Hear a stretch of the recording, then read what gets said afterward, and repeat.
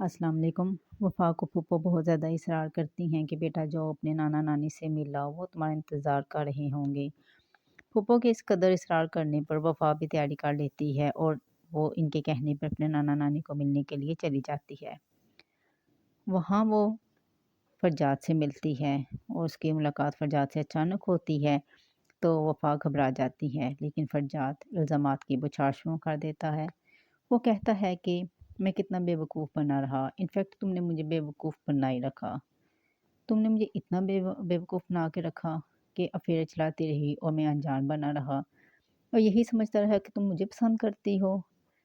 تو وفا کہتی ہے کہ تم ہمیشہ ہی مجھ پر الزام لگاتے ہو، لیکن حقیقت کیا ہے جب تمہیں اس چیز کا پتہ چلے گا نا تو تم پچھتاؤ گے جو تم نے مجھے باتیں سنائی ہیں ان پر، اور میں جانتی ہوں کہ میرا بھی وقت آئے گا اور سب سے بڑا ثبوت تو وقت خود ہی ہوگا۔ اور یاد رکھنا، جب ایسا وقت آئے گا نا کہ مجھ پہ لگے الزامات دھل جائیں گے تو تم مجھ سے نظر بھی نہیں ملا پاؤ گے۔ یہ کہہ کر وفا وہاں سے آ جاتی ہے، لیکن وفا بہت دکھی ہوتی ہے کیونکہ فرجاد نے اسے اس قدر باتیں سنائی ہوتی ہیں۔ بہرحال وفا تو سب کچھ کہہ کے چلی جاتی ہے، فرجاد کی اس کی باتوں کو نظر انداز کر دیتا ہے۔ اتنے میں فرجاد کی ماں آ جاتی ہے۔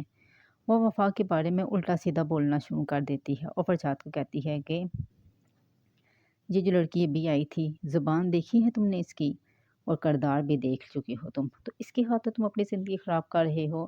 یہ تو بد کردار لڑکی ہے اپنی ماں کی طرح، لیکن فرجاد سے یہ باتیں برداشت نہیں ہوتی۔